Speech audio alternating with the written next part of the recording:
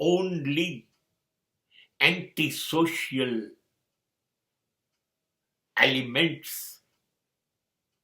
can live easily. Antisocial animal will be happy on this country. મેં રાજ કપૂરની એક ફિલ્મમાં બહુ સુંદર પ્રસંગ હતો.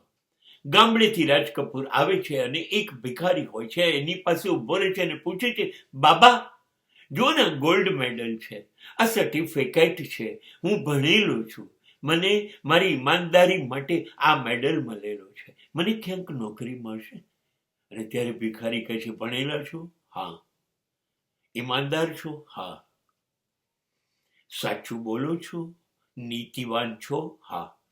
પાછા ગામડે જતા રહો, અહીંયા તમારી જગ્યા નથી. બસ this is exactly message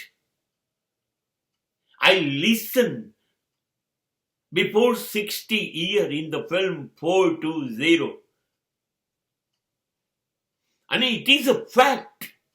તમે લુચ્ચા છો, તમે હલકટ છો, જુઠ્ઠા છો, લબાડ છો, ચારિત્ર્યહીન છો, ભ્રષ્ટાચારી છો, બહુ જ ખોટું કરી શકો છો, બધાને બેવકૂફ બનાવી શકો છો, લૂંટારાથી વધારે સારા છો કે નહીં? આ બધું જ છે. તમે અસત્ય કરો છો, અન્યાય કરો છો, અનીતિ કરો છો, અધર્મ કરો છો, નફરત કરો છો, ઝેરીલા છો. આ બધું છે? આ બધું છે? હા, બસ જીવતા રહો, બસ જીવતા રહો, વર્ષો વર્ષ જીવો. ઈશ્વરની કૃપા છે તમારી પર. સમાજ તમને કઈ નહીં કહેશે, તમારો જ સમાજ છે. અરે સમાજને તો તમારા જેવા માણસોની જરૂર છે. તે વખત તે સિવાય સમાજમાં સુખી કેવી રીતે થઈ શકાય? નહીં નહીં નહીં. આ બધા જ લક્ષણો જે છે ને, ભૂલ થઈ ગઈ, ભૂલ થઈ ગઈ. એને કુલક્ષણ કહેવાય. પણ કુલક્ષણ કહીશ તો તમને ખોટો લાગશે.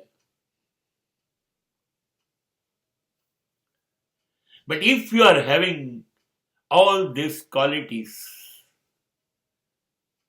then you are a deserving person to live in this society. જેટલા વધુ નાલાયક, જેટલા વધુ અનીતિ, અધર્મવાર, એ બધા માણસોને સુખી થવાનો આ સોનેરી સમય છે. This is a golden time. હલકટો તમે જીવો, સુખી રહો. તમે જ સુખી થશો, તમે જ સુખી થશો.